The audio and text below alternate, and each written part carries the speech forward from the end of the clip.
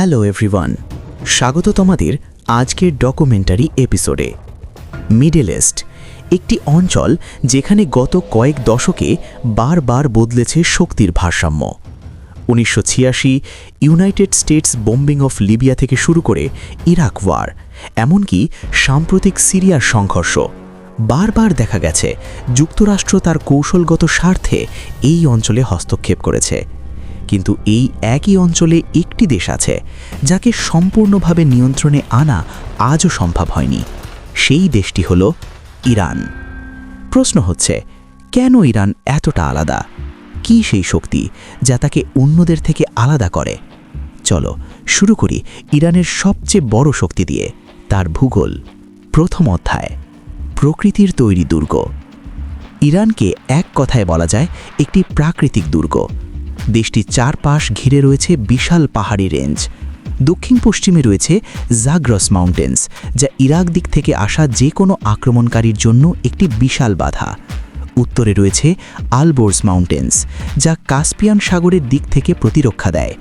পূর্ব দিকে ছোট ছোট পাহাড়ি অঞ্চল, আর ভেতরে রয়েছে দুটি বিশাল মরুভূমি, দাস্ত এ কবির এবং দাস্ত এ লুট। এই ভৌগোলিক কাঠামো এমন যে কোনো বাহিনীর জন্য দ্রুত অগ্রসর হওয়া প্রায় অসম্ভব। এটাই ইরানের প্রথম প্রতিরক্ষা স্তর। দ্বিতীয় অধ্যায়, স্ট্র্যাটেজিক চোক পয়েন্ট, হরমুজ প্রণালী। এবার আসি এমন একটি স্থানে যা শুধু ইরানের নয়, পুরো বিশ্বের জন্য গুরুত্বপূর্ণ, হরমুজ প্রণালী। এই সংকীর্ণ জলপথ দিয়ে বিশ্বের একটি বড় অংশের তেল পরিবহন হয়। ইরানের ভৌগোলিক অবস্থান এমন যে তারা খুব সহজেই এই পথকে নিয়ন্ত্রণ বা বাধাগ্রস্ত করতে পারে। এর মানে ইরানের ওপর বড় ধরনের আক্রমণ মানেই গ্লোবাল এনার্জি মার্কেটে বিশাল অস্থিরতা। এটি ইরানের একটি শক্তিশালী কৌশলগত অস্ত্র। তৃতীয় অধ্যায়, স্ট্র্যাটেজিক ডেপথ ও আকার। ইরান ছোট কোনো দেশ নয়।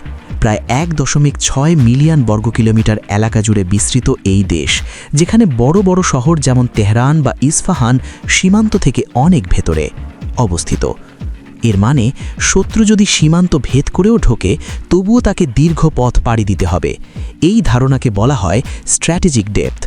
শত্রু যত ভেতরে যাবে, তার সাপ্লাই লাইন তত দুর্বল হবে, আর প্রতিরোধ তত শক্তিশালী। চতুর্থ অধ্যায়, জনগণ, পরিচয় ও ঐক্য। ইরান একটি বহু জাতিগত দেশ।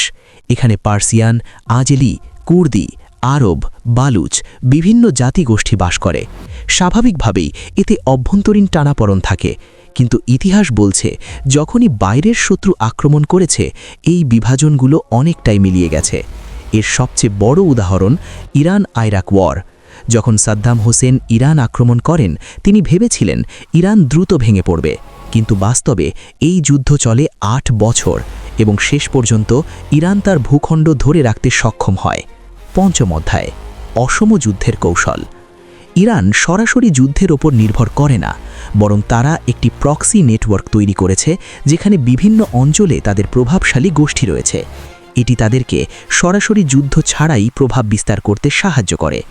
এই কৌশল তাদের প্রতিরক্ষা ব্যবস্থাকে আরও জটিল করে তোলে। শেষ কথা, কেন ইরান আলাদা? সবকিছু মিলিয়ে ইরানের শক্তি শুধু তার মাসরিক বাহিনীতে নয়, বরং কঠিন ভূগোল, স্ট্র্যাটেজিক অবস্থান, বিশাল আকার এবং সংকটের সময় জনগণের ঐক্য, এই 4টি স্তম্ভ মিলে ইরানকে একটি হার্ড টার্গেট বানিয়েছে। এই কারণেই ইরানকে হারানো শুধু একটি যুদ্ধ নয়, বরং একটি দীর্ঘ, জটিল এবং ব্যয়বহুল প্রক্রিয়া। আজকের এপিসোড এখানেই শেষ। তোমার মতামত কমেন্টে জানাতে ভুলিস না, আর এমন বিশ্লেষণমূলক কন্টেন্ট পেতে চ্যানেলটি সাবস্ক্রাইব করে রাখো। ধন্যবাদ।